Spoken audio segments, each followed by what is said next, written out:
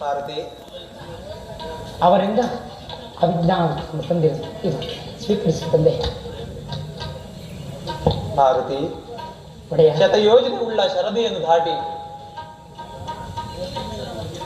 ಸೀತೆಯ ಕುಶಲ ವಾರ್ತೆಯನ್ನು ತಂದ ನಿನಗೆ ಏನು ಕೊಡಲಿ? ಈ ಉಪಕಾರಕ್ಕಾಗಿ ನಾನು ಏನು ಕೊಡಲಿ? ಪರಮಾತ್ಮ ಭಾರತಿ ಸದಾ ನಿನ್ನ ಪಾದದಲ್ಲಿ ನಿನ್ನ ಪಾದ ಸೇವಕರನ್ನಾಗಿ ಸ್ವೀಕರಿಸಿದರೆ ಸಾಕು ತಂದೆ. ಭಾರತಿ ಹನುಮ ಕೇಳವ ನಿನ್ನ ಪೋಲ ಭಕ್ತರಿ ವನಜ ಭವಾಂಡಗಳಿಲ್ಲ ಅರಸಿ ನೋಡಲು ಹನುಮ ಹನುಮ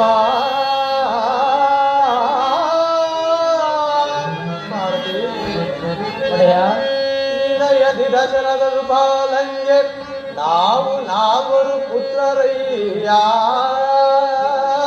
ಭಾರತಿ ಒಡೆಯ ವಿನಯದಿ ದಶರಥರು ಪಾಲಂಗೆ ನಾವು ನಾಲ್ವರು ಪುತ್ರರಿಯವೋ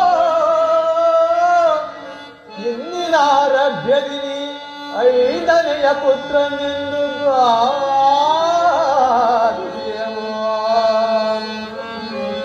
ದಾತನೇನಲ್ಲವೋ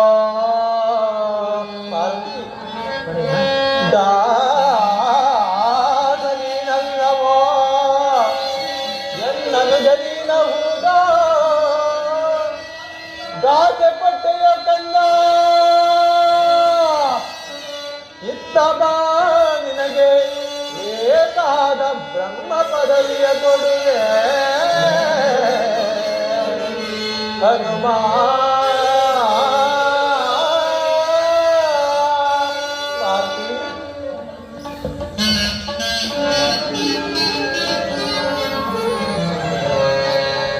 ಭಾರತಿ